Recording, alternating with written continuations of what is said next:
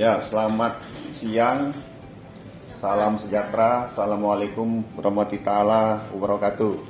Salam sehat, Kaltara di hati. Terima kasih atas waktu dan kesempatan buat saya dari Bapenda untuk memaparkan program-program Bapenda ke depan, khususnya di bidang retribusi dan pendapatan lain-lainnya, dan langkah-langkah apa yang akan kita tempuh untuk meningkatkan PAD kita. Sebelum saya memaparkan, saya perkenalkan diri. Saya kebetulan pada saat ini mengikuti pelatihan pendidikan yang PKA, pendidikan kepemimpinan administrator Provinsi Kalimantan Utara angkatan 2. Saya perkenalkan profil saya, nama Martoni Laing, MN, tempat tanggal lahir Longkujungan, 1 Maret 1973, pangkat golongan 4A, pembina, jabatan Kepala Bidang Retribusi dan Pendapatan lain-lainnya. Pendidikan terakhir S2, Magister Manajemen Sumber Daya Manusia.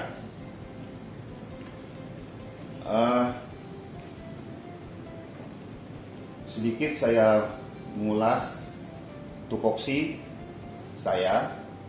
Mungkin bisa kita lihat untuk menyingkat waktu. Salah satu diantaranya menyusun rencana bidang retribusi, menyusun rencana pelaksanaan kegiatan berdasarkan kerja bidang retribusi, dan lain-lain.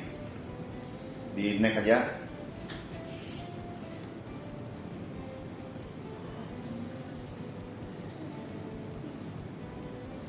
Ya.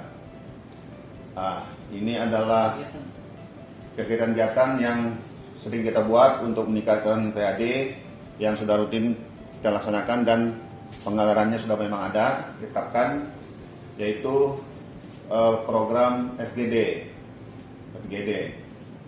Itu sering kita lakukan dalam 1 tahun, mungkin bisa 3 kali kita laksanakan. Gunanya kita mengintensifikasi dan meningkatkan penerimaan retribusi dengan instansi terkait. Kita melakukan kegiatan forum FGD untuk mencari data-data dan menerima data-data untuk potensi ke depan. Next.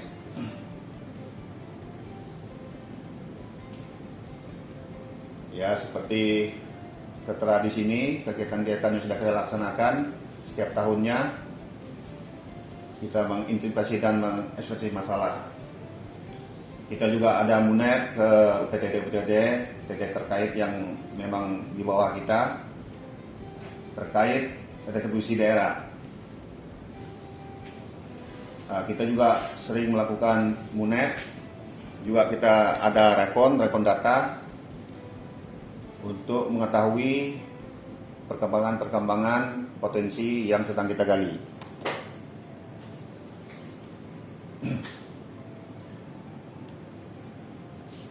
Next. Kita masuk di jejaring kerja dan strategi komunikasi organisasi sektor publik.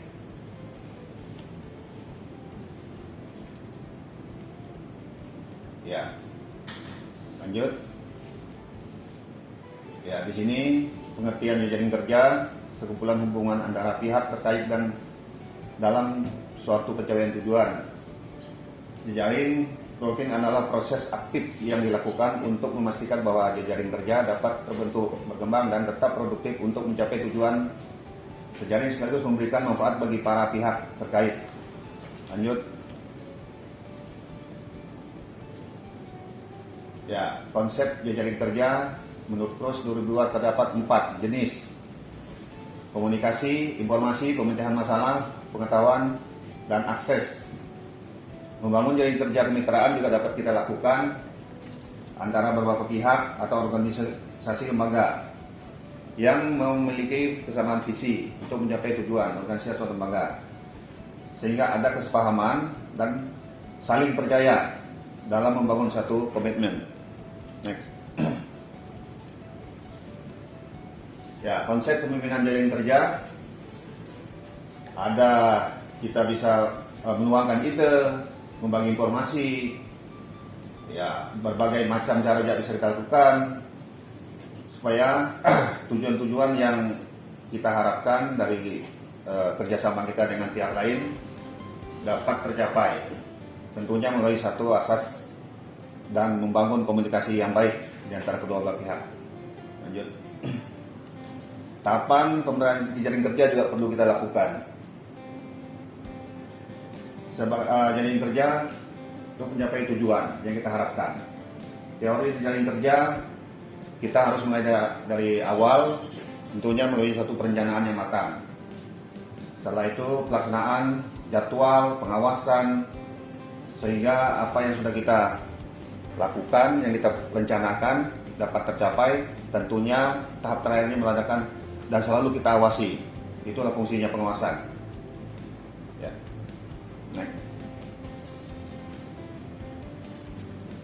Ya, strategi komunikasi organisasi publik. Nah, ini juga memang perlu. Namanya komunikasi itu sangat perlu.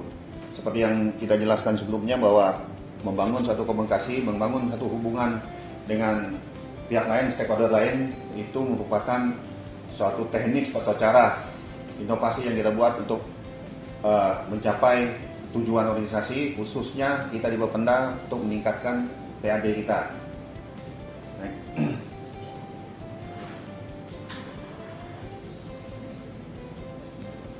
Ya, kita organisasi publik seperti di sini ada terdiri pada pemerintah pusat, daerah maupun unit pelayanan, mungkin UPTD. Karakternya harus lebih efisien, akuntabel, dan responsif.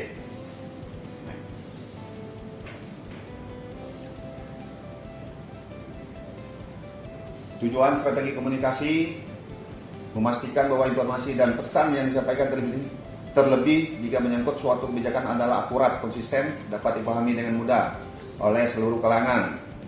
Nah, kita juga bisa saling bertukar informasi, kita juga bisa seperti yang dijelaskan, membangun informasi, menjalin kerjasama untuk mendukung proses terlaksananya dan tercapainya tujuan kita bersama, tujuan satu organisasi. Nah, tentu langkah-langkah yang kita ambil pasti ada masalah, ada isu, pasti ada hambatan. Nah, hambatan-hambatan itu misalnya ada hambatan domestik, itu suka terjadi salah penyampaian atau salah mengerti pada saat kita mengadakan komunikasi. Juga ada hambatan-hambatan sosis, antropologis, juga demikian hambatan terjadi pada sisi komunikasi atau penerimaan informasi. Hambatan teknis ya tentunya dalam kita lebih ke teknis dalam kita menyampaikan satu informasi kurang begitu dipahami. Terus hambatan manusiawi yaitu kadang-kadang dari kemampuan SDM kita sendiri maupun SDM yang menerima informasi yang kita berikan. Kalau hambatan ekologis ya itu pasti sudah masalah lingkungan. Lanjut.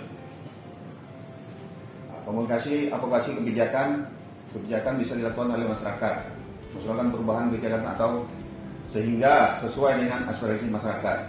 Bentuk advokasi kebijakan bisa melalui publikasi, kampanye, konsultasi publik, dialog, maupun melalui survei, maupun seminar. Ya, mungkin itu secara singkat saya menjelaskan atau memaparkan program-program yang ada di Bapenda Kalimantan Utara yang pada intinya tujuannya untuk meningkatkan PAD Provinsi Kalimantan Utara. Mungkin demikian penyampaian sabda seni. Jika ada kurang lebih saya mohon maaf. Wabillahi taufiq wal hidayah. Assalamualaikum warahmatullahi wabarakatuh. Selamat siang dan salam sejahtera, salam sehat, kaltara hati.